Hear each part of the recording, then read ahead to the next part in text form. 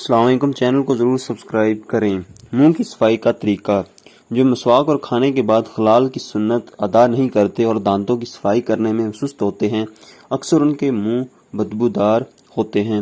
صرف رسمی طور پر مسواک اور خلال کا تنکا دانتوں سے مس کر دینا کافی نہیں ہوتا۔ مسوڑے زخمی نہ ہوں، اس احتیاط کے ساتھ ممکنہ صورت میں غذا کا ایک ایک ذرہ دانتوں سے نکالنا ہوگا۔ اسی طریقے سے ورنہ دانتوں کے درمیان غذائی اجزاء پڑے پڑے سڑتے اور سخت سرانڈ کا باعث بنتے رہیں گے۔ دانتوں کی صفائی کا ایک طریقہ یہ بھی ہے کہ کوئی چیز کھانے اور چائے وغیرہ پینے کے بعد اور اس کے علاوہ بھی جب موقع ملے، مثلا بیٹھے بیٹھے کوئی کام کر رہے ہیں تو اس وقت پانی کا گھونٹ منہ میں بھر لیں اور جنبشیں دیتے رہیں، یعنی بلاتے رہیں یا ہلاتے رہیں۔